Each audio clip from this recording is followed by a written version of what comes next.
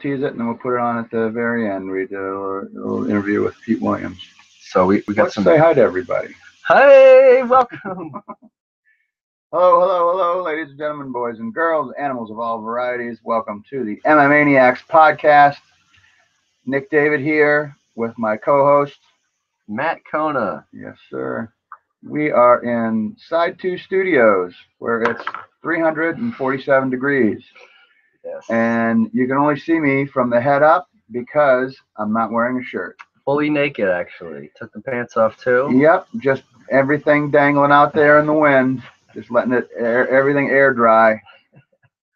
Yeah, I was explaining to Matt that he doesn't have the problem of having to deal with being fat, so he doesn't understand that trying to tie your shoes causes you to sweat, which is why I don't have shoelaces on my shoes. Oh, which yeah, Matt Kona can verify. I That's right. can verify. Maybe see it in the reflection of my sunglasses, which I'm also going to join you in wearing shades because that's we're just a very radio cool guy thing to do. It's cool. It makes you feel cooler because I can't go outside without wearing shades. I can't either. It's too much. Yeah, my eyes don't deal with it at all. That's why I had 2 pairs of sunglasses hanging off my shirt earlier. They were almost the exact same pair of glasses. They were just a little tint difference. Yeah. And they were hanging opposite directions. I thought I was seeing double for a second. Back, yeah. Yeah, they were hanging back to back on his neck, and I was like, why would you do that? I'm a style. I'm an entrepreneur, I guess. Now, I dropped them outside on the porch last night, and I was in a hurry to get inside, which we will talk about. And all right, I went to go get that. But there's plenty of MMA to talk about. I mean, you were listening to the bouts this yeah, so I Nick continues to bring it to the next level in terms of odd ways to as a person who has cut the cord to obtain MMA viewership. You have to do it by somewhat streaming or downloading. I mean, there's always Fight Pass. Yeah, so he's so Matt's alluding to the fact that I don't have cable anymore, so I have to find new and different ways to watch, or in this case, listen to the fights. And what I did was I put the fights on my iPad, and I hooked my iPad to my auxiliary input in my car, and then I just listened to them because obviously driving around watching an iPad is probably not a good idea. So it's frowned upon. And so I just have it plugged in. I listen to the fights, and I can get a gist of what's going on. And so that's what this last bout, this UFC on Fox 20, I believe it was. UFC on Fox 20, which was Holly Holm versus Valentina Shevchenko. Is it Shevchenko? Shevchenko. Oh, I thought it was Shevchenko. Okay, no, Shevchenko. Okay, yeah. Shevchenko.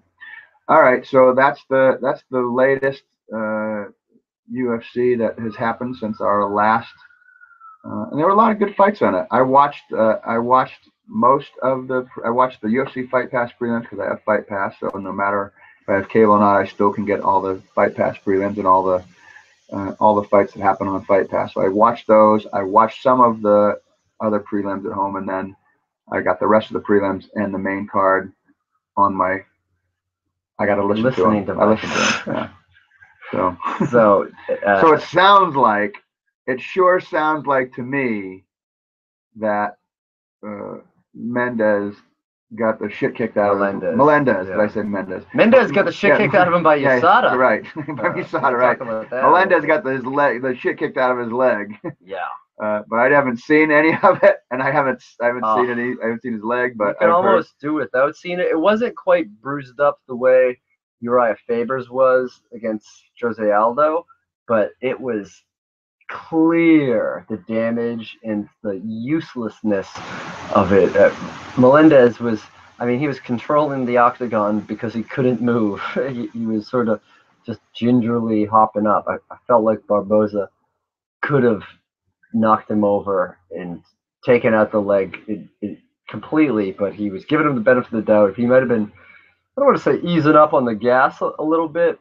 in the closing rounds, but he clearly won. He clearly won. Melendez head hurt him a little bit in the second round. Right. And I thought, with hope, because he was an underdog that I happened to put a little bit of money on. We can talk more about that in the Matt Kona shouldn't be gambling section of the show later on.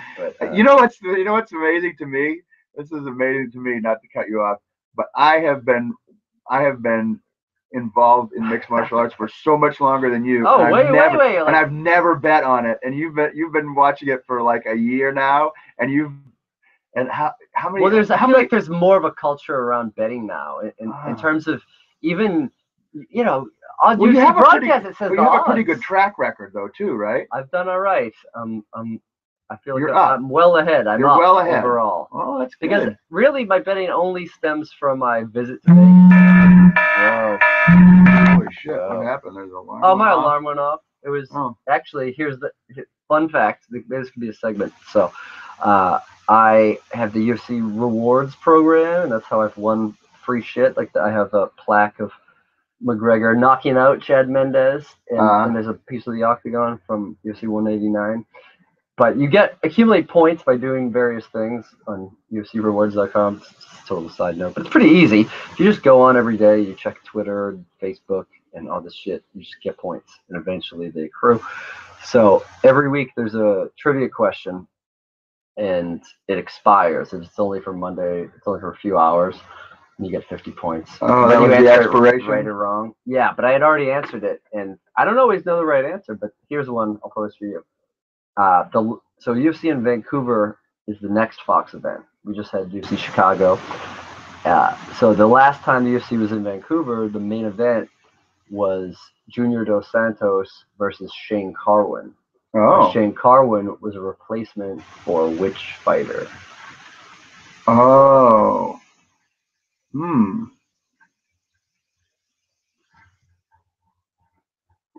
Junior Dos Santos versus Shane. Can I have two guesses? Sure. All right. I'm going to say. I got it on the first, but go on. Okay. No, my first guess was Brock Lesnar. Yeah, that's it. Is it? Yeah. All right. Yeah, nice. High five. They That's against great. each other on the Ultimate Fighter that season. So. Oh, that's great. So, and I thought that because of what Dos Santos tweeted after Lesnar's victory at UFC 200. Now, wait a second. I want to see what this. If it wasn't that, what would be your second guess? Because I already have my second. Cain Velasquez. Okay. Mine was Frank Mir. Oh, okay. That was my. I was gonna say Brock. If it wasn't Brock, I was gonna go with Frank Mir. All right. That's good. I would just say Cain Velasquez because I know he does get injured in hard training camps, which hopefully. Yeah. That will be a thing of the past, but. I sure hope so, man. But regardless, that was what the alarm was. Sorry for the interruption. We were talking about UFC on Fox. All the fallout. The women's bantamweight division is in chaos. What's the next? I think Ronda has to come back, but she has to come back because that's the only. She said she would. It's the only thing it's gonna. Well, I was just watching an interview with her, and it said it was posted on the 20. What was it? It was the 20. No, the 23rd was Saturday, correct? Okay, yeah. So 25th, 20. So it's the 25th right now. So it's posted on like the 21st, 22nd of July. That was when the article was posted, but I don't know when the video within the article was done. But it was it was an interview with her, and she was talking about some football player that was hitting on her. There's some professional football player that was hitting on her through tweets online. Yeah. So she was fielding. Classic. She was fielding the different tweets and like answering them online. Tagging Travis Brown in them. Yeah. Right. And but she said, I just came out of camp to do this interview with you. So if that's right now, and she's just coming out of quote camp to do the interview. What kind of camp is it? Yeah.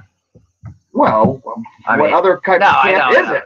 What other type of camp could it be? I mean, is she simulating a training camp? Is she already training because Nunez is ready to go? Yeah, that could be. Who knows? But there's in the last 4 women's bantamweight UFC title fights, there are 4 different champions in the last 4 UFC women's title fights. It just keeps going to the next person, and I think Ronda Rousey needs to come back and really put the SmackDown back on shit. I think it has to be. I think it has to be building her confidence, seeing how much it's just being tossed around, and considering how dominant she was for so long, and seeing how little these other women are able to hang on to this belt. So I think that it's not even just in the championship at the top levels of the Fast Four champions. It's the chaos in the number one contenders, because you have Valentina Shevchenko, who just beat Holly Holm, the woman who beat the woman who dethroned Ronda Rousey, the only one who's even come close, really, and carried it through, obviously.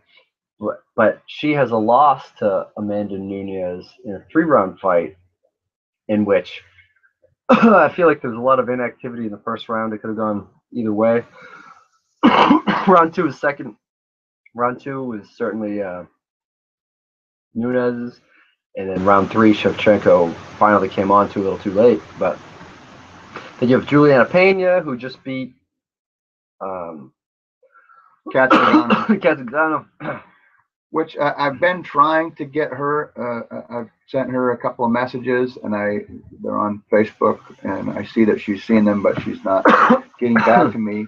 But I did.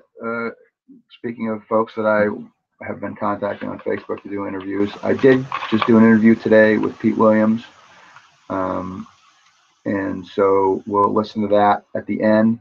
I didn't think it was. I thought it would be maybe a 10-minute interview, and it ended up being 26 minutes. He's just a real nice guy and a good guy to talk to, and I was real excited that he took the time out to chat with me today.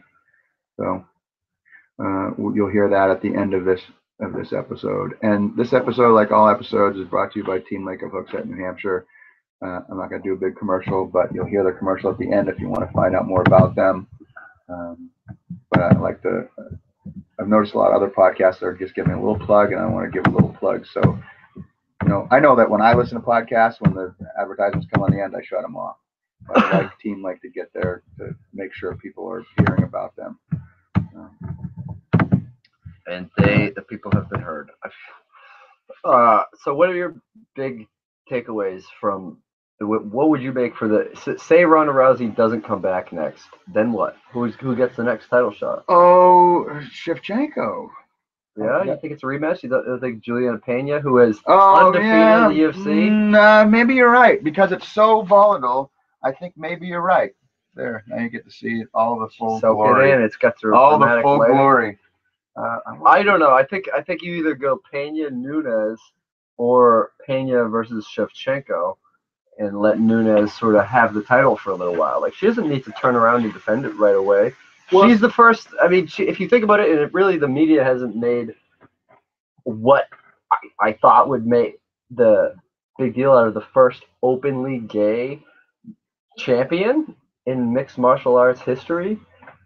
That has been almost a non-factor in the coverage of Nunes' victory, which is kind of crazy. It was at UFC 200 on the biggest stage of them all. Perhaps it was overshadowed by the fact that the UFC was sold for $4 billion immediately the next day, and then 2 events later is a women's bantamweight title that sheds more spotlight on the former champion Holly Holm for defeating Ronda Rousey, and then the news kind of leaking out that Rousey wants back in. But the thing that doesn't make sense to me as much is Rousey versus Nunes isn't the fight. It's almost like the UFC rolled the dice and lost a little bit, because having Ronda's return be against Miesha Tate as champion for the 3rd time is what they really wanted. That's the only way the 3rd fight would make sense.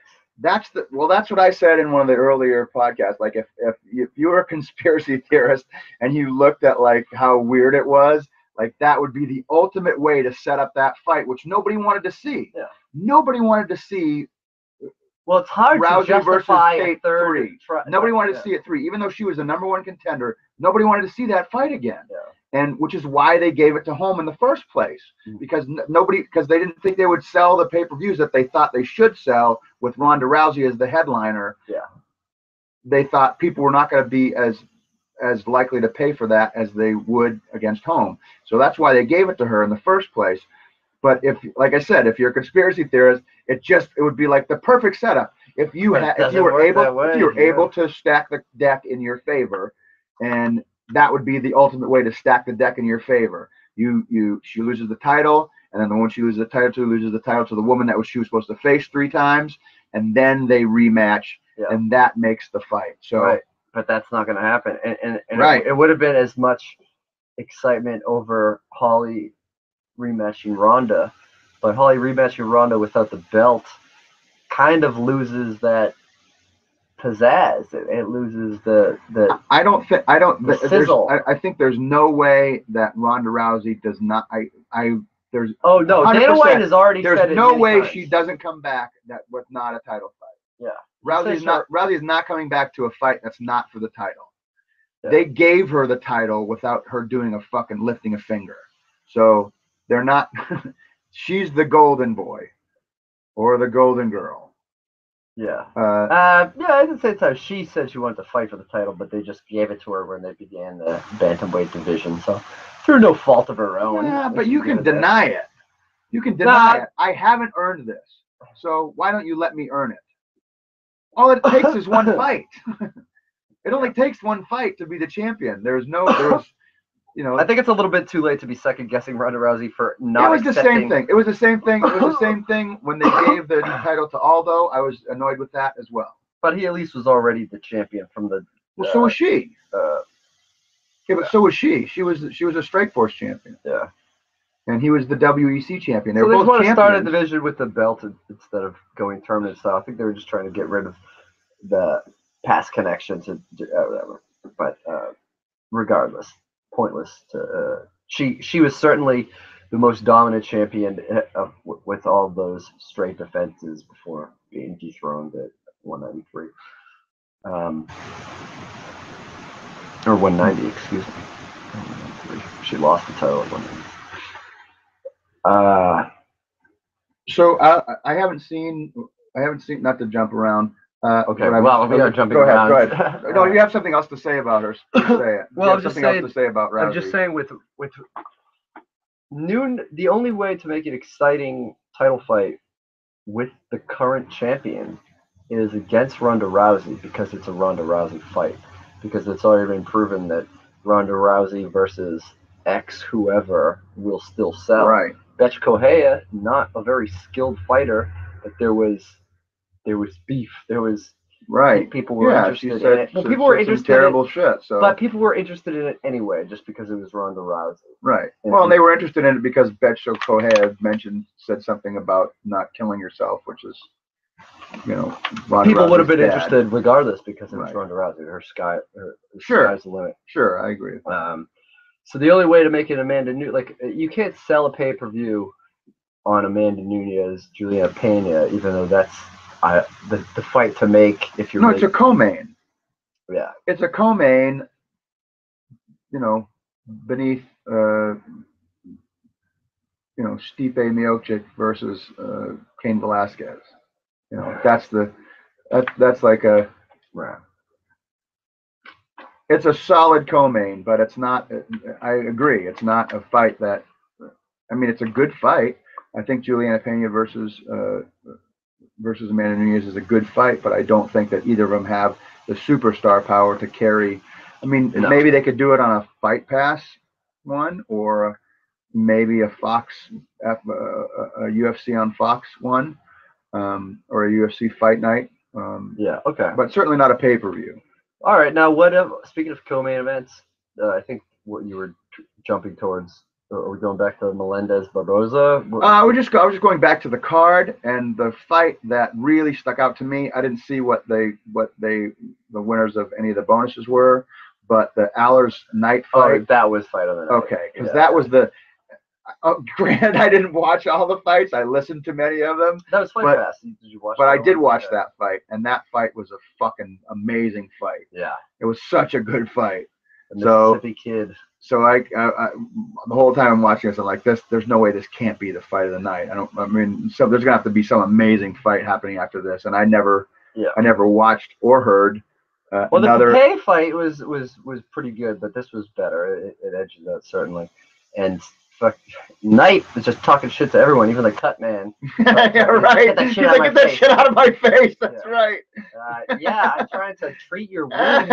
He was just so fucking pissed off. He just wanted to bang. Yeah, and that was also the first time I've seen someone have to be separated when they make because he. Right. He came out. Second. Right. He came out. Got right in his face, and Joe McCarthy. But Joe McCarthy was like, no, he wasn't having any of that shit. Yeah. That was an unbelievable fight. And Knight kind of he tried to get back on the microphone at the end of the post-fight interview, but he just shot into the camera. He said, "Hey, Sean Shelby, after this cut, heels put me back in there." So yeah. I mean, that's great. It's great to see. And fight. It's great to see some excitement in the lower ranks of featherweight, which is a division largely held hostage because of the title situation at the top, and just not even that, but the pool of contenders is just kind of a merry-go-round of guys who either had their chance with Aldo or had their chance with McGregor or have either left the division or fought each other and are down and out. I mean, Frankie Edgar is in Nowhereville. I think he has to, unfortunately. You're talking about bantamweight. You said featherweight. Yeah. I'm talking about featherweight. Frankie Edgar's a featherweight. But I'm saying he has to go down to bantamweight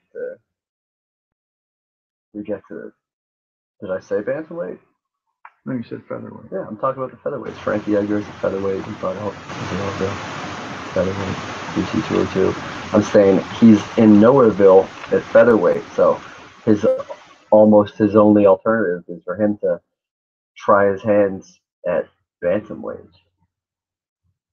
Disagree. You're still looking at me real. You know that Frankie Edgar is a featherweight, correct?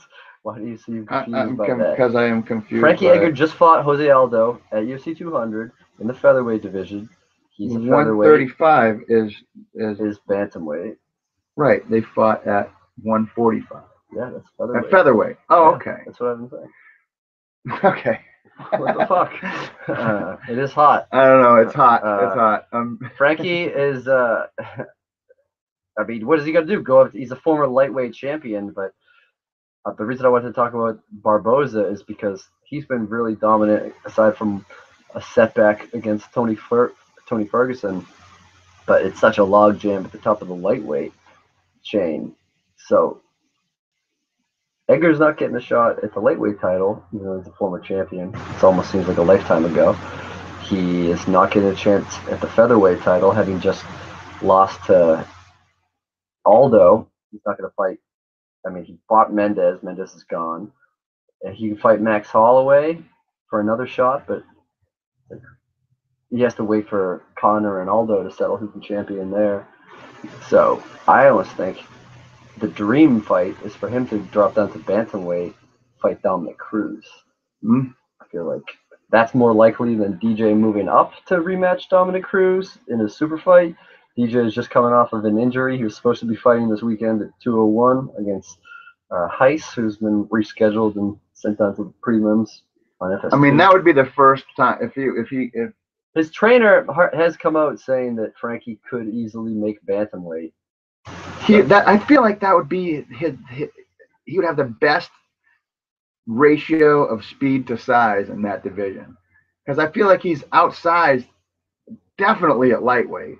Oh, he's outsized at featherweight. Definitely at lightweight, and probably at featherweight too. So did you see how much bigger Aldo was than him? That's what I'm saying. Yeah. So I feel like he could really, I mean, it's the work. He's got to. It's a whole different animal, but I mean, I don't know. I don't know what he cuts from. I'm not sure what he cuts from. Well, I'm sure he's probably walks around at 160 or something. Yeah, I think even less. I think probably he didn't have to cut when he was. He didn't have to cut for lightweight at all, probably. Yeah. Right. He just eats whatever he wants to, spaghetti, meatballs, and pizza. Well, just because he lives in New Jersey, I think you're kind of going a little hard on him. But, I'm just saying that if we're mapping out if we're looking at the tops of all the divisions and the fights to make, because we were talking about featherweight, Knight Ehlers was an exciting featherweight bout, but it sucks for young guys like Knight because they could be fighting their way up to the total 15, or the top 15 rather, but there's there's space issues. Is he going to fight Ricardo Lamas? Is he going to fight Max Holloway? Is he going to fight Jeremy Stevens? These are guys that have been hovering towards the top, that are somewhat gatekeepers, but I think that would be a great fight. I think Knight versus Stevens would be an outstanding slobber knocker. It may not even go past the second round if that happened. But with the chaos at the top of the division, that's what I'm saying. I think Frankie needs to take this time and go out, because he's not going to fight for a title next. He would just end up fighting against someone that he doesn't match up well against at all, like Max Holloway. And I don't think that goes so well for him. I don't know. I think Holloway has looked so good. He's been on an unbeaten streak since losing to McGregor. Well, the question is, how many times can he climb the ladder to get back? Like, how many times do you have to put that 5, 6, 7 fight win streak together? How many times can you do that? I mean, he's done it a lot. Yeah, he's done it a lot. 2 shots at the featherweight championship. 1 was an interim championship most recently. I mean, he had the lightweight. He kept it for a while and lost it.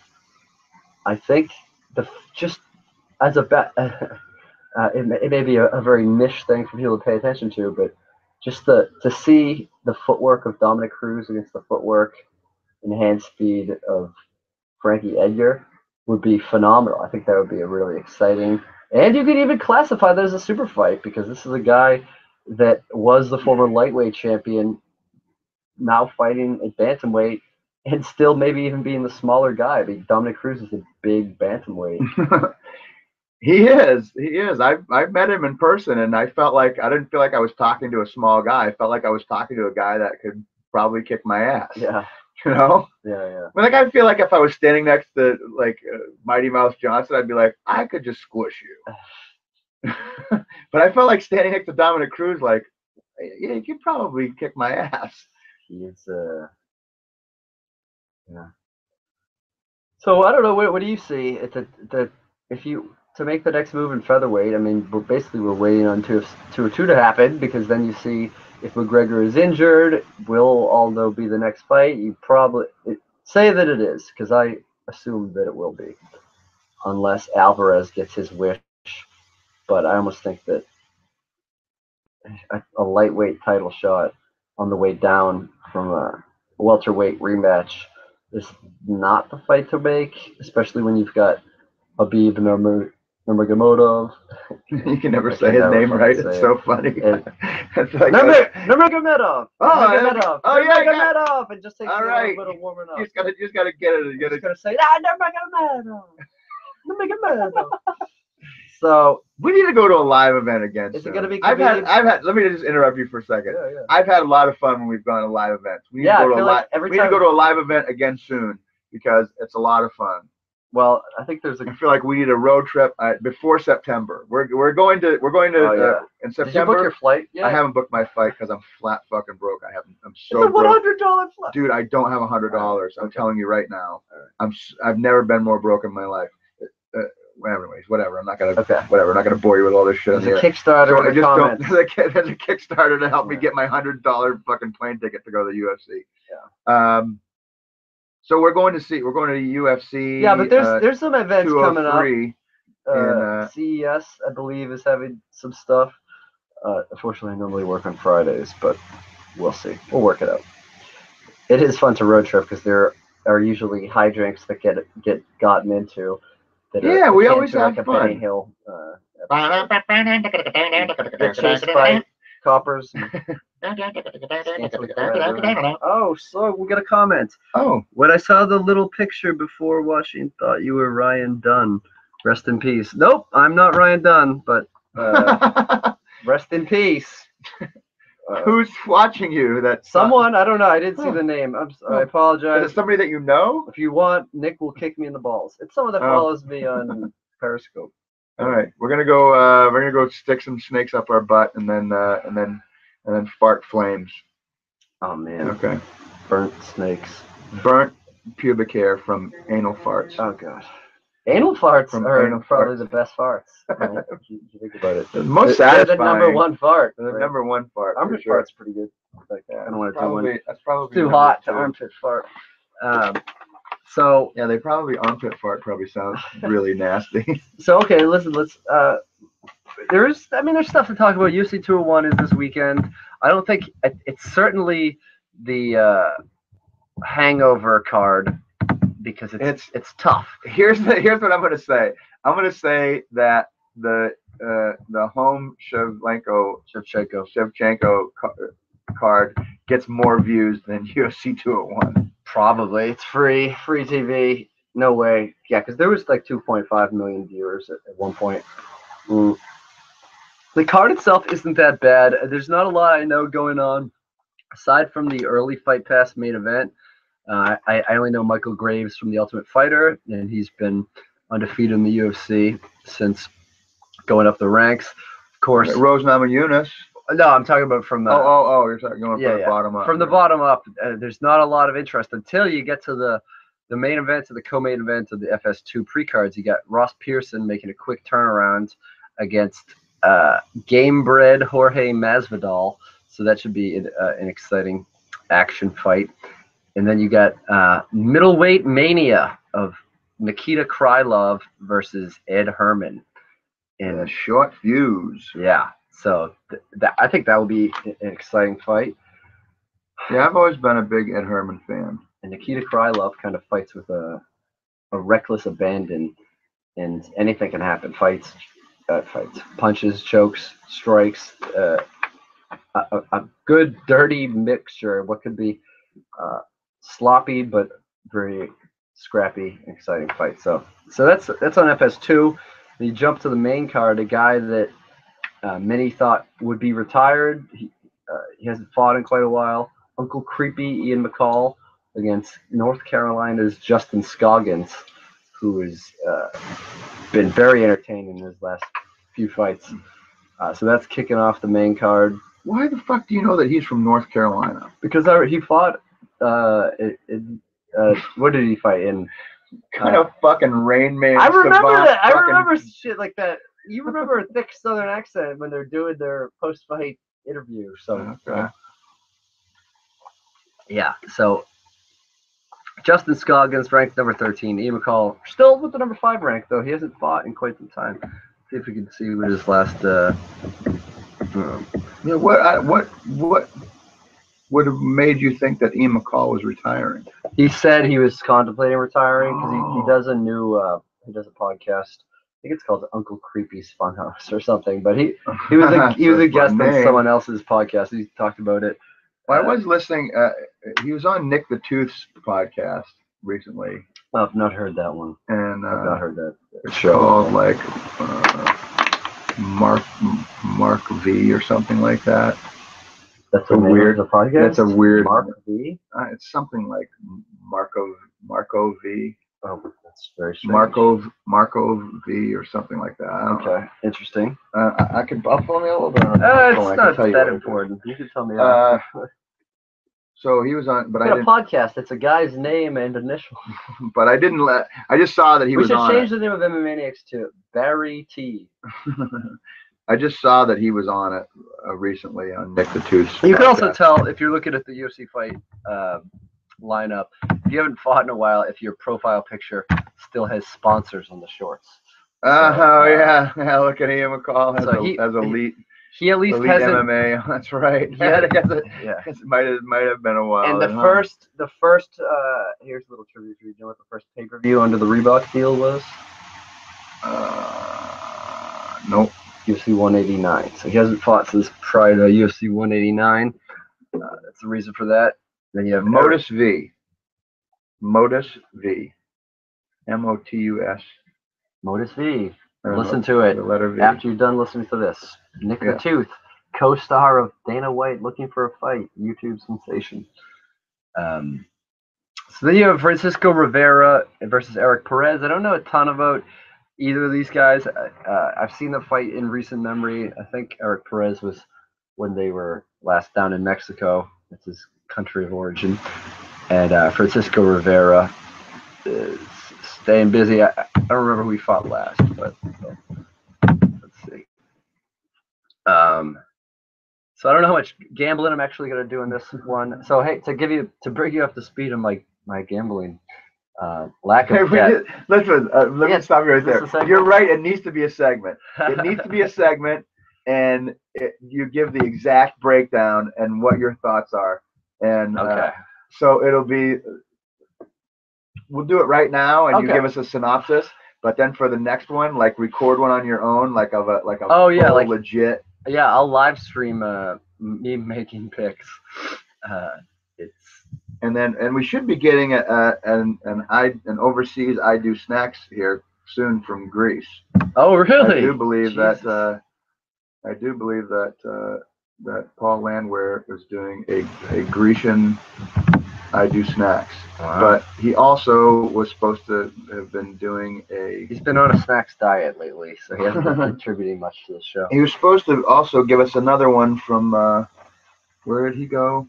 The red light district, Amsterdam. Yeah. Right. He was in the red light district. Supposed to give us an Amsterdam I Do Snacks. Okay, Paul Landwehr continues to disappoint. Shout out to Paul Landwehr. Get your Paul Landwehr, where's our I Do Snacks, mother? Yeah. So Rivera lost to John Lineker in his last go round, but I think that. What do you think about John Lineker? That's something we kind of glossed over. Do you think that? I think that him versus Dominic Cruz, well, may not be the sexy fight to make, but I think that could do a lot because the way that he goes to the body, if Cruz gets hits with some of those shots, those are stoppers. Well, that's the problem. Therein lies the problem. Exactly what you just said. If he gets hit with those shots, Dominic Cruz is not a standing still target. John Lineker is.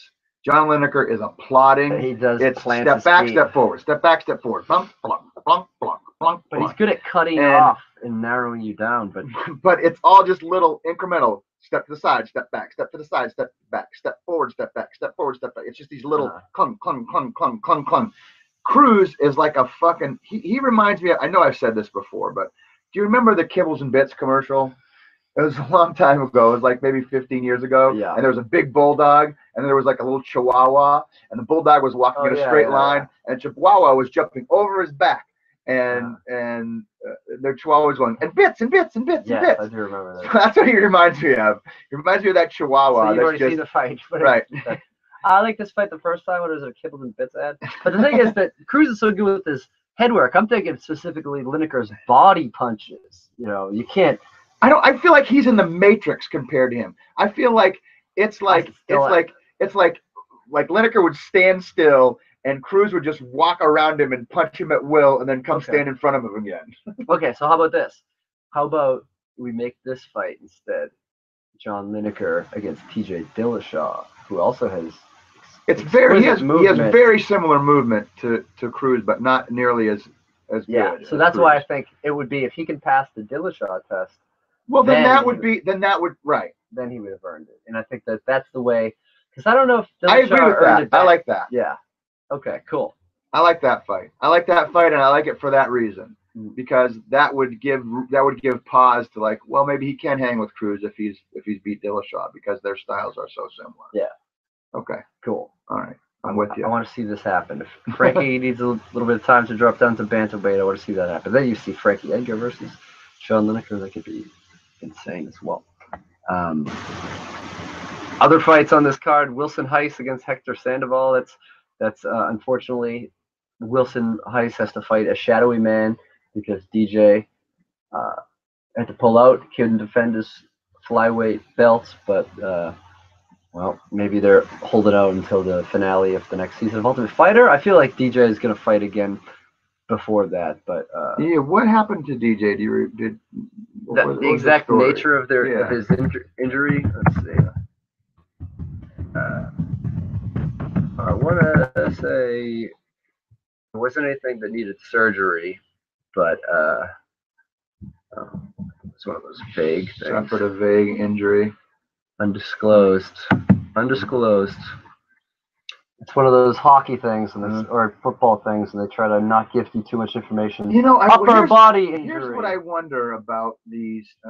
Here's what I wonder about injuries. This is what I really would like to. I'd really like to catch somebody at the top and ask them this question. Yeah. This question exactly. in this fashion. In order for someone to pull out with an injury, does there have to be a doctor that says they need to be pulled out, or can they just go, I'm injured and I'm not going to fight? That's interesting. Can the fighter just say, I'm injured and I'm not going to fight? Because then you could just do it at any reason. Like I don't like that guy looks like a motherfucker right now and I don't want to fight him, so I'm going to say I have an injury. So does it have to be that, or does it have to be a doctor going, this guy can't fight and it's undisclosed because we don't want to give that information away to future opponents? Yeah. Like he has a torn hamstring, we don't want to, or whatever. That's a very interesting thing, and I had a conspiracy theory about that, because flashback a little bit to the Australia card where Ronda Rousey lost the belt to Holly Holm. Originally, Michael Bisping was supposed to fight on that card, and who did he fight? His opponent. It seemed like it wouldn't make sense. It was a fight that he could only lose from. Like, it was not right. If he won, it wasn't a big deal. Robert Whittaker. Oh, Robert Whittaker. Yeah, that's not a good fight for him. No, Robert Whittaker is a bad motherfucker. Yeah, he's the winner of the first Smashes.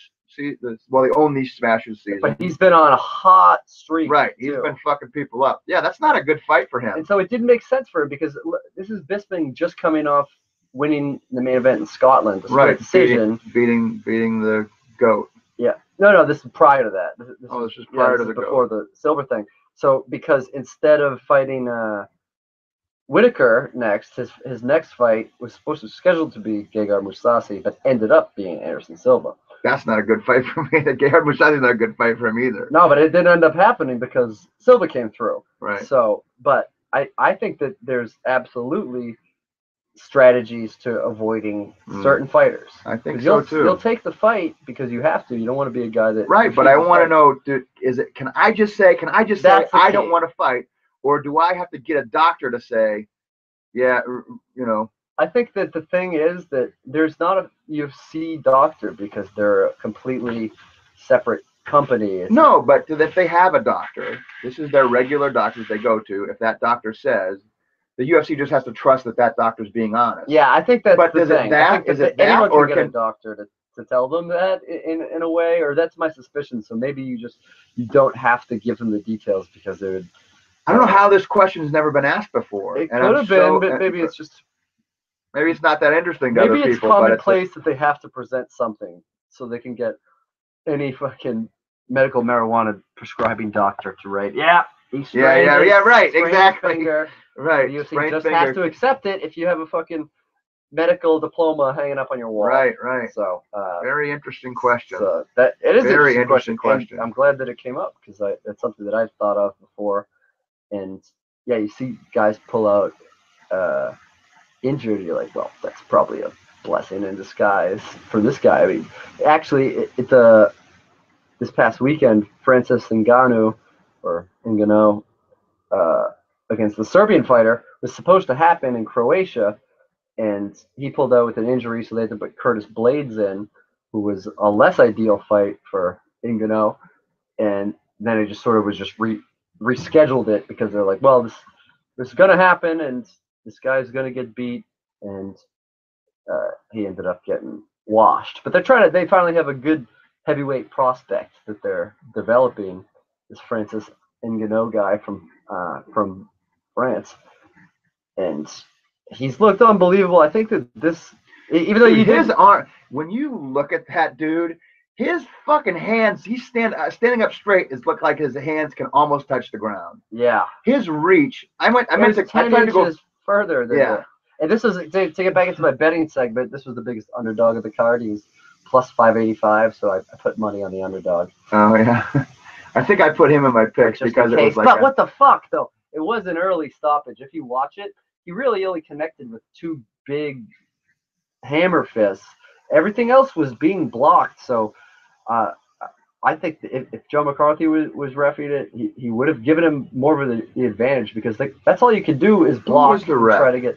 It was Herb Dean for that fight. Oh, yeah. And he's usually he's usually pretty good. But if you go back, I've only seen a few Herb Deans that what I felt were not calls that I liked. It doesn't necessarily mean they were the right or the wrong calls. They were just calls that I was like, that should have been stopped earlier. But they other than showed that, it. I've seen him do. He's an outstanding ref, but they showed it on the. Him and John McCarthy are the two best MMA refs. I mean, he wasn't trying to get out of there, but he was successfully blocking. I mean, he was hitting just the crook of the elbow on these punches. They weren't getting through. But that's all. In heavyweight, sometimes you just have to weather the storm because you're getting rained on by a guy who could easily tire himself out just from like this one flurry. And then he definitely, on paper at least, outclassed him on the ground. So then maybe he would have had a shot. But the fight was ended. I was out a couple bucks, so maybe shouldn't have bet on it anyway. It was just that big number for an underdog. And the fact that anything can happen in a heavyweight bout. I know Gano is a highly touted prospect and has impressed the shit out of me the last 2 times I've seen him just make quick, brutal work. I know against Blades it went to the second round, but it ended with his eye just completely shut. You couldn't see through it. What do you think's next for Gano? I think you gotta give him someone that's not a big name, but has I have an idea. Has some experience. I'm thinking of well, Rochelle would have been good, but they put him out of it. I think you need to give him who's the guy with the mustache that fought Rochelle before he fought Roy Nelson. But someone mentioned the Black Beast. That's who I thought. That was my pick. Yeah, that was my pick. That's who I think. That's almost like a prospect really good killer fight, though. Yeah, but somebody's got to emerge the heavy prospect. I guess. And that makes them just, that gives more stock to that prospect, you know? You got two rising stars. Yeah. Motherfucker. You got 2 rising stars, and then one star collects both their energy. Yeah. You know what I'm saying? They collide, and then one star moves on with the energy of both stars. But I mean, I kind of liked the way that Derek Lewis called for a rematch against Roy Nelson because he almost did not accept the judge's decision because he said, no, I promised to finish. I want to fight to the finish. Yeah. So maybe, who knows? Maybe on some lower card. I'm still on the fence on how I feel about that. I think initially I watched it twice, and I feel like after both times I feel like Roy Nelson won that fight. After both times, really? But I feel like Roy Nelson just fought not to lose in the third round. But that's still if you that's think still about a way that guys have won. GSP made a career of that. Yeah, but that was many years ago, and that's why I think the sport continues to evolve. Because I kind of, I bet money on Roy Nelson. I liked the fact that the judges gave more credence to the significant strikes that were landed than takedowns landed that Lewis was able to immediately get up from, or Nelson just was getting nothing done on top of. Right. Because not only is that a boring fight, but if you see 2 people fight on the street and you saw a guy's chin just get knocked fucking 5 inches higher than the top of his head, and the beating that Lewis gave him in round 1 and at the tail end of round 3 after he got up from the takedowns, I thought enough to take it down. I mean, Nelson had him on the ground in round 2 and prevented him from doing much of anything. So I'd certainly give him that one, and I would almost give him round 3 if not for the way that Lewis ended it. So I thought that he did enough. I'll have to watch it again. I thought he did enough with the damage in the first round, which I couldn't believe that Nelson was able to endure those kind of shots. I mean, I know he had a good chin. He's got a chin, dude. But he's also been knocked out before too. So once by the guy who has the best knockout hands in the heavyweight division. Yeah. So, but everyone else has kicked out. Yeah. Yeah. He made it through. Junior Dos Santos just teeing off on him. That's why I would propose that you make it Roy Nelson versus Derek Lewis for a 5-round main event. No. Yeah. What is this? Nobody expected this one to go 3 rounds. It's not going past 3 rounds. Oh, look! They made Bigfoot Mark Hunt 2 happen because it was such a great fight. They're not going to make this fight happen because it was a boring fucking fight. Yeah, no. Listen, like, no, there's nobody going, I can't wait to see that happen again. There's nobody sitting at home going, I can't wait to watch fucking. But it wasn't a boring fight if you watch it as a whole. Well, there were parts of it that were exciting. Nelson there were parts fought of it boring. There were parts Schlabberknocker, because that's what Joe Rogan said of that fight. Yeah. That's an actual Schlabberknocker because he knocked the slobber out of his mouth. Right, but I'm saying that Roy Nelson fought in a boring style in that fight, but it wasn't. Right. But it was still an exciting fight, and it was still incredible to see just how easily Lewis got up from the ground from a guy as big as Nelson, who has the jiu-jitsu pedigree as Nelson, to get up tremendously. Right, but he wouldn't be able to get up from underneath somebody who had better wrestling. But we're talking about these somebody two like guys. Okay, but I'm talking about if Derek Lewis goes up against Brock Lesnar or Cain Velasquez or Shane Carwin or a heavyweight like that. Obviously not Shane Carwin, but I'm saying a heavyweight like that has real serious wrestling credentials. He's not going to be able to get up from that, because here's the deal. Listen, here's the deal. Roy Nelson doesn't have very good wrestling. He's not a very good wrestler. He's not a very good takedown artist. And against other people that have a lot more experience than Derek Lewis that he's tried to take down, he hasn't had any luck with. He's very, very poor. Nelson doesn't usually try to take people down at all. He's a stand and bang guy. The times that he's tried to do it, he has not had much luck with it. And that's why, because he's not a very good wrestler. But he knows Derek Lewis has shit wrestling. Yeah. And so that's why, and he also knows that he's a crazy stand-up artist. Yeah. So,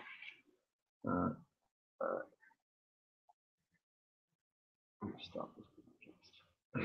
All right. Anyway, all right. So we've kind of pecked around a little bit. We did the bantamweight fights to make at the top of the division. Besides the obvious unification bout at featherweight, we can start from let's start from the lowest. Who fights next for the strawweight championship? Joanna's next opponent. Is it Rose Namajunas? Is it the winner of the co-main event of 201? If Rose Namajunas makes enough of an impressive victory, I think it would probably be her. Yeah.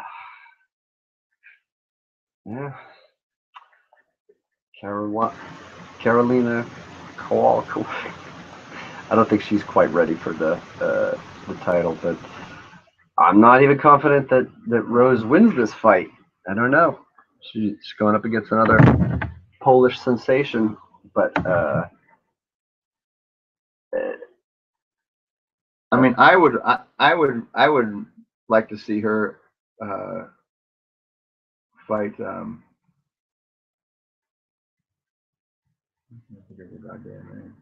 With the bantamweight that just dropped down? Who she just fought? Oh, no. Why? We were just talking about the unlikelihood of trilogies when the fighter has lost the first two. Claudia Gadelha? Yeah, I would rather see her fight Claudia Gadelha than most other people, because I think Claudia Gadelha still has a really good chance of beating her. I think. But she got taken apart from the third round on in that fight. But the first two rounds she was really doing well, and then she lost a lot of steam. Yeah. So anyway, back. I guess I should have just jump started right into the division that maybe we know the least about. Right. But I mean, Carla Esparza, the former champion. Do you think that she would rematch her? I mean, she won her only fight since losing the title to Pena. But then you have, let's see, fighter that just dropped down from bantamweight. She's really short. She won at UFC 199. I think. Fuck. She looks like a tank. She just beat Jessica Pena. Jessica Pena. Okay. What's her name? Jessica Andrade. Oh yeah, Jessica Andrade smashed Jessica Pena's new nose up. That would be an exciting fight. Jessica Andrade against Joanna Jędrzejczyk. But I mean, this was Andrade's strawweight debut. But I say that's an exciting fight. If you don't have her fighting the winner of Rose Namajunas versus Carolina, perhaps, or you give Jessica Andrade another fight, or maybe Jessica Andrade fights Carla Esparza, and then the two winners rematch. But That's an interesting fight that'd be too. a good one. Flyweight DJ. It looks like he's not going to fight Heist next, and we don't, because of the undisclosed nature of his injury. We're not sure when he's going to be ready. If he's going to be fighting again. At the very least, it will be the winner of the next Ultimate Fighter. Right, which is it does bring a new level of excitement to the season because they're all fighters from different promotions. Right, they're all champions. Right, they're all champions from different promotions. So that's an interesting thing. You know what I think they need? I think they really need. I think the next season should be another comeback one. Yeah. You to know, make it for a title shot.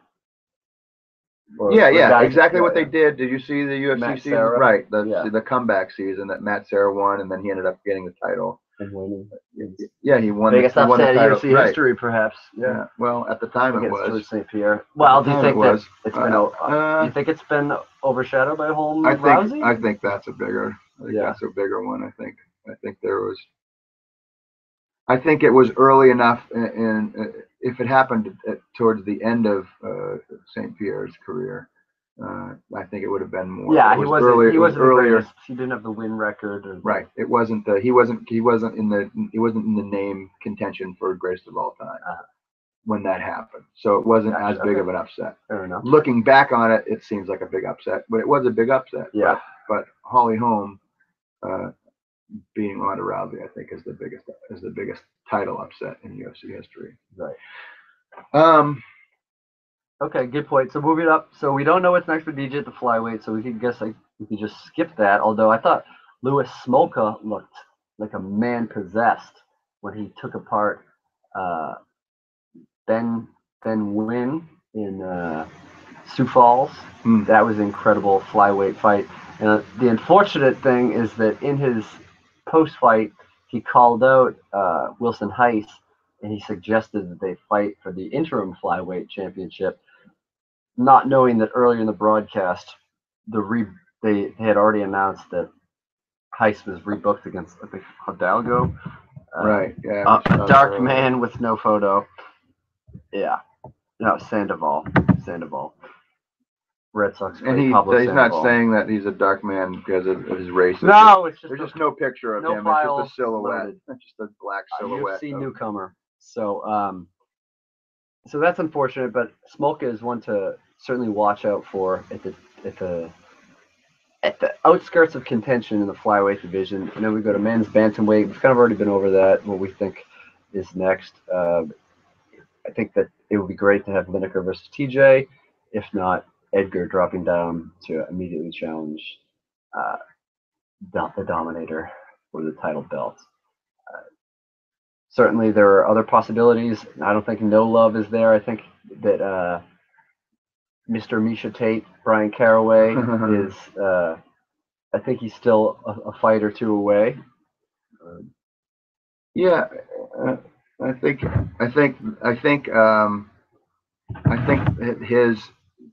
the distance from the title shot became greater with Misha losing the belt, because I think really? I think 100%. I think the UFC would have glommed onto the hype they would be able to create by having the potential of boyfriend and girlfriend both being champions. I think they would. I really think that. Which, let me tell you this: someone coined this phrase on the Severe MMA podcast. The Romantumweights. If they were both bantamweight champions. The Romantumweights. Yeah, that's great. Yeah. Okay. Yeah, you make a fair point, especially since the UFC was recently bought by an entertainment company, so they lost the ability to maybe make a reality show around their home life up in Seattle. I really think that the Ultimate Fighter has to have a total revamp, or it's gonna. Because the last two seasons I've watched half of the season, and then I haven't watched the rest of it. I've gotten halfway and I've been like, all right, I just don't care. Really? Wait, I feel like I cared about the McGregor-Faber season. I feel like there was good fights and good drama in that. This past season, there were bad fights, and the drama was not interesting after a week. You knew that these two girls who were nasty to each other, and there was one guy who had an injury, and one guy had marital problems, and pretty much I was just fast forwarding to the fights, and they weren't that great. I did watch the. I did watch the Black Zillions American Top Team season. Yeah, I missed a couple episodes of that for sure. And I usually don't miss any. I've seen pretty much every one, but this last season, I didn't watch the last 4 or 5 fights. And I think it might have been that for the Black Zillion season too. I think I might have missed like 3 or 4 or 5 episodes. But yeah, I agree. I mean, I remember when UFC, when the Ultimate Fighter 1 happened, and I hadn't. Well, that was a game changer. That saved the UFC. Yeah. For those of you that haven't listened to the podcast before, or don't know, I trained with Kenny Florian for a couple of years, but I hadn't seen Kenny in several years. And then I saw a commercial for the Ultimate Fighter, and then his picture popped up, and I was like, "Holy shit! Yeah. Holy shit! Kenny's on the Ultimate Fighter!" And so I watched that religiously. I just couldn't wait till the next, and it was a brand new thing. It was just like when the first season of what was it? Just the stupid Survivor. First season of Survivor happened. Everyone was like, "Oh my god, it's a whole new thing. It's a brand new thing, and nobody's ever seen before." Survivor. So that was like the Ultimate Fighter. But now, I think they have a finite life. I think nobody gives a shit about Survivor that much anymore. There's people that still watch it. Yeah. There's a reason why. I can read the results. I can read the results. Right. Well, there's a reason why that. American Idol is going under. People don't watch it anymore. Right. That's the #1 grossing television show of all fucking time. Yeah. And that show's wrapping it up. They're all done. Yeah. So it's just, I think they have to do a real interesting tweak on some sort of idea. Yeah, where do you go after this one? Right. They have to do something to it because people are like, all right, I've seen this all. I've seen all these people come, and it's great for all these new countries that they're getting it in, to get into these new markets, into China, into South America, into UFC Brazil, into the Smashers, getting people from Australia and the UK involved in mixed martial arts by doing these shows specifically for them. Because maybe they didn't watch the original. Yeah, and those are on Fight Pass, so it's almost like it's a nice thing, but it's not do or die for them. Right. For instance, for the upcoming UFC Latin America has 2 non-Latin American coaches, with Liddell and Forrest coaches. So Chuck Liddell. Chuck Liddell and UFC. And Forrest Griffin are the coaches for UFC South America. That's so weird. I know. That's such a weird thing. Yeah, I can't wait to see the subtitles. Can't wait to read that show. Why don't they do one with current fighters that people have a vested interest in, that people already have fans? Well, they did. How fucking interesting would that be? Like not even comeback, but like current fighters. Like take the entire bantamweight division. Oh, and just force them to live in a house? Yes. Yeah. Fuck yeah. It would be huge ratings because there are giant fans for all those fighters, and the fans of all those fighters would tune in to watch it. Yeah. So I just think it's.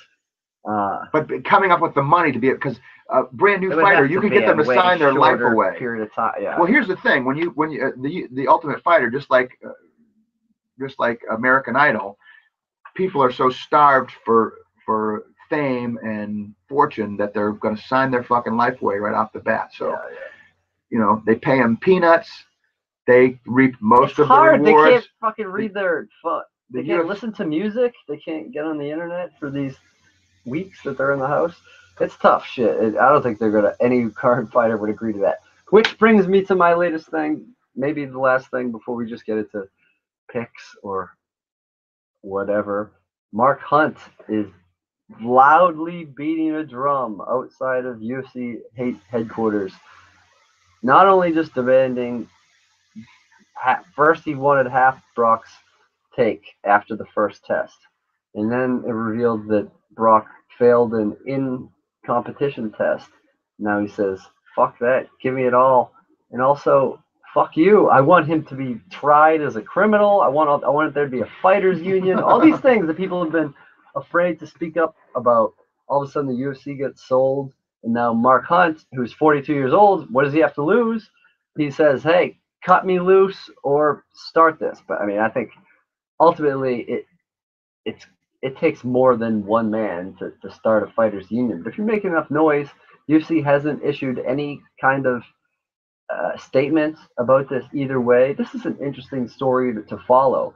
Will there be a fighters union? Will this new ownership, will it be revealed, hey, maybe this is one of the reasons that Zuffa sold, because shit like this was coming to a boil. There's been whispers of this stuff, all the changes to the athletic commission, the Muhammad Ali Act trying to be adapted to MMA, being put through Congress in Oklahoma. All these things are coming down, yet the UFC is at its most popular, it's at its most mainstream for the past few years of success. A lot attributed to the Ronda Rousey and Conor McGregor. And then they just did their biggest event, sold it. Hey, they did a thing that not enough people do in Vegas, which is walk away from the table with tons of winnings. Yeah. And now walk away while you're winning. And things are starting to shift now. Do you think that this Mark Hunt issue becomes a bigger thing? Do you think it gets put to bed? It could be the pebble that starts the whole avalanche, or it could just be someone waving a flag in the wind that doesn't mean anything.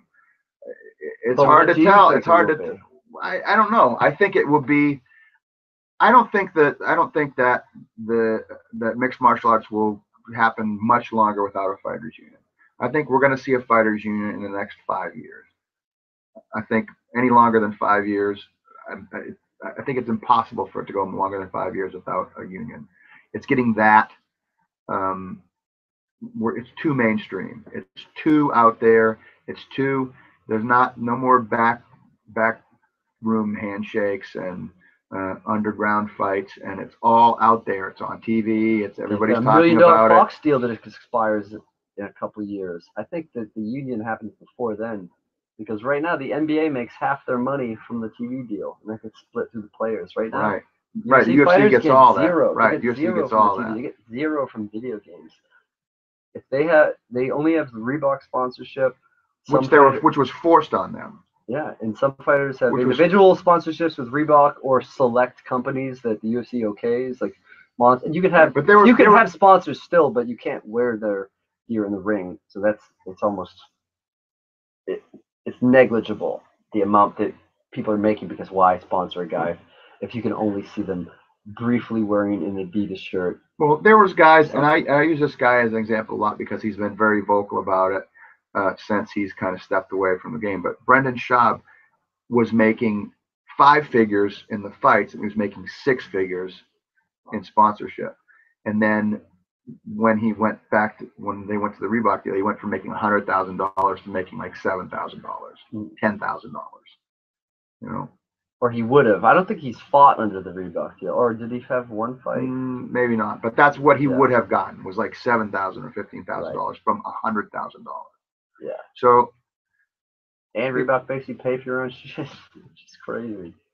If you have I got a new pair of shitty shoes, but here's my $100,000 fucking Reeboks. And Mike Winklejohn, cornering 4 fighters over the course of the card, has to wear a different shirt for everyone. He can't just wear like a generic UFC. It's kind of crazy. But. Yeah. Anyway, that just Mark Hunt thing is certainly an interesting story to follow. I'm curious what the UFC's move is, especially now that they've been bought by essentially a Hollywood talent agency who has a completely new set of challenges on their PR plate in terms of dealing with this and the USADA tests in general. Well, and will they continue with USADA?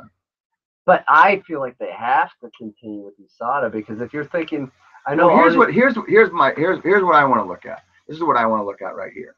If it comes back, let's say this hypothetically. If it comes back that John Jones had lost, was forced out of that fight because he took an off-the-shelf supplement that had some sort of PED in it that he had no knowledge of.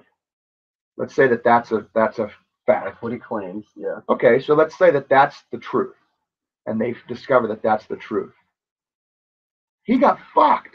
But do you mean that he got completely fucked? No, because he didn't do the homework. He didn't check with USADA, because USADA, they have a list of everything, all the substances. So it's like, right. But if how much homework do you have to do? Okay, but if USADA knew that this supplement had that in it, then all he had to do was say, "I used this supplement, had that in it," and they would go, "Oh, okay." No, they wouldn't say okay. They would say, "We told you that that has that in it. That's why you tested positive for it." I mean, it's pretty cut and dry what they do. People don't like the fact that all these big name fighters, but that's why USADA is there, to catch people who are taking performance enhancers, and the fuck, it's the Wild West. Right, but I'm saying if they catch somebody that's not taking a performance enhancing drug, and it fucks them out of $10 million, is that worth it? There's drugs that are on the banned list because they're not performance enhancers, because they're masking agents for other. Right, which is what that supposedly is. It's supposedly some estrogen inhibitor or some kind estrogen blocker. Estrogen blocker, right? So, so it's not a PED in and of itself. It's a thing that masks the PEDs, but I think it's just that they know that the education is out there. It's like, if you could die, that this could cost you, so you're taking the risk of putting GAT in your system because they sponsor you. When if you look at any issue of Muscle and Fitness, it looks like a guy who is definitely on steroids is the poster child of your ad. They were showing it on the Joe Rogan Experience. It's crazy that the GAT shirt that Jones has been wearing, that it's a supplement that it's basically being like, wink, wink. If you've ever read High Times magazine, they'd be like, this isn't weed, but it will get you high. It's like, this isn't steroids, but it will inhibit certain things. It will give you these results. And listen, everything is a case-by-case basis. John Jones hasn't had his day in court. So they haven't had an exhausting 3-hour Fight Pass presents the Nevada State Athletic Commission, reading long names of papers. I have certainly put in time watching those before. I'm looking forward to hearing John Jones say Fifth Amendment in tribute to Nick Diaz, who is coming back in August, but doesn't have a fight booked yet. Regardless, listen, I feel like this UFC 201 has been completely overlooked on this show, as there will be on Saturday. Has been. So right, it's been overlooked on this show as it will be on Saturday. It couldn't have been put any better. So, but what do you think? Let's pick the top 3 fights at least. It's they're decent fights. You have Matt Brown versus Jake Ellenberger. That's a great fight. That's a great fight. Just two fucking just slug masters. But I think Matt Brown's grit. I mean, he was right there. Brown was right there.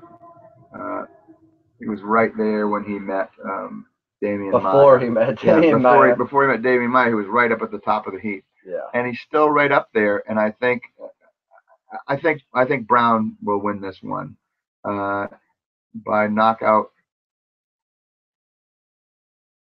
Yeah, I think so. Yeah. I think Brown wins it by knockout. Ellenberger didn't look good the last time he fought. It was, I think, the tough finale of that American Top Team Black Zillion season after UFC 189 when he got beat by Stephen Wonderboy Thompson. So I think Ellenberger, this could be it for him if he loses. But yeah, I see Travis Brown bringing this. Namajunas versus Karolina Kalitzakevich. Matt Brown. I love Karolina.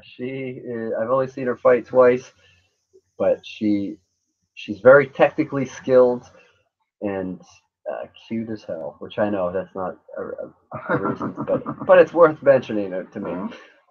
Rose Namajunas is phenomenal as well, so I think this could be a fight of the night candidate, and I don't know. I'm almost going to say Namajunas is going to take it with the slick submission. So That's exactly what I was going to do. yeah. Namajunas by submission. Okay, so we're in agreement for the next two. Now, do you think there's I a think big we're upset? Do you think Lawler's fucking number gets punched finally against Tyron Woodley, the man who got maybe the most boring title shot? He got it off a successful lack of weight making. Yeah. Successful 18-month layoff. Yeah, he'll also be making his Reebok wearing debut. He has not fought in a long time. Split decision win. It's the weirdest fucking title shot I've ever seen. I don't understand it. It doesn't make any. It was just promised to him for some reason. I just don't get it. Maybe he's got some maybe he's got some pictures of Joe Silva blowing a guy at a truck stop or something. But I don't understand how there's so many fucking people in line, I think, ahead of Woodley, especially after an 18-month layoff. It doesn't make any sense to me. I have to go with Lawler just out of pure spite for the fact that Woodley even thinks he should be in there. Yeah. So, I don't know. I don't know if I believe in ring rust. I think it's all psychological. If you let it become an issue, it can become an issue.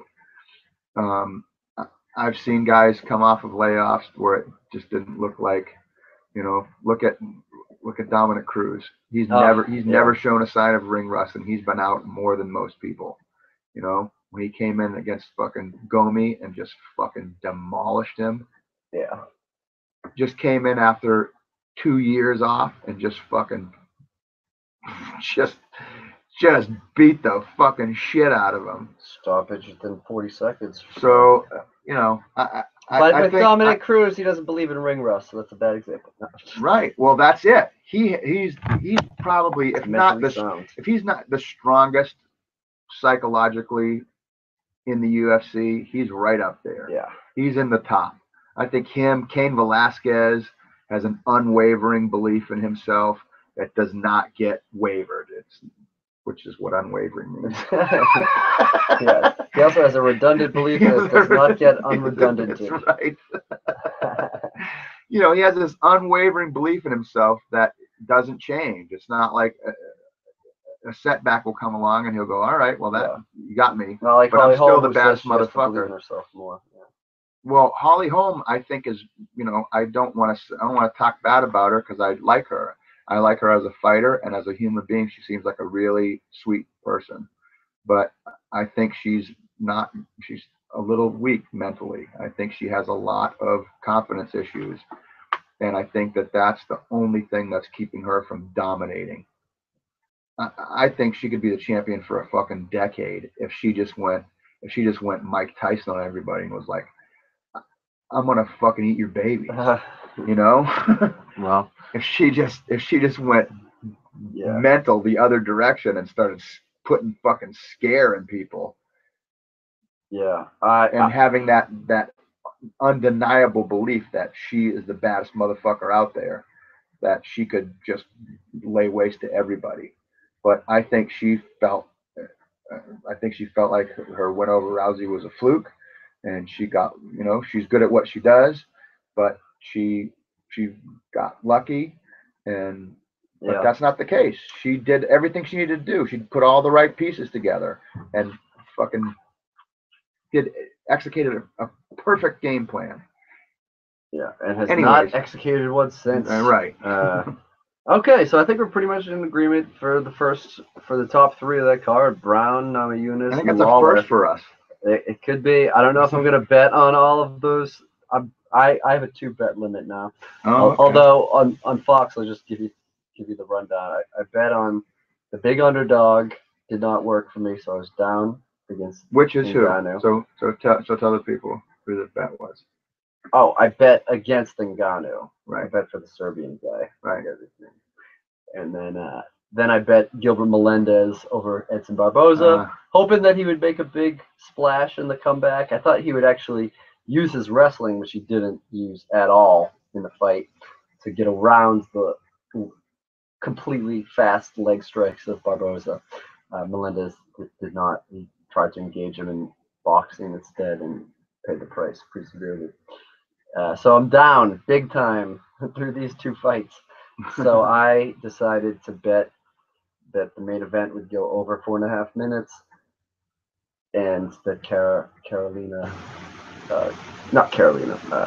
Valentina Shevchenko would be victorious. So I was able to salvage that, win a little money back. So it was an uptick. I came out on top. It was an uptick. All right. It wasn't a wash. It was an uptick. No, yeah, it wasn't a loss. It wasn't a wash. It was an uptick. Yeah. Okay. So that's good. Now, if I was going to pick some fights, I haven't looked at the exact odds on all of these. I guess we could do a little breakdown, but I think I'm about done, brother. All right. I gotta get out of this room. So whatever. Don't bet on heavyweights. Don't bet on heavyweights. That's a good. That's unless it's Cain Velasquez. You can always bet on Cain Velasquez. Not always, but UFC on Fox 1, UFC 181, 187. No, 186. Anyway, that was not 6 either. 188. Okay. Well, thanks for listening.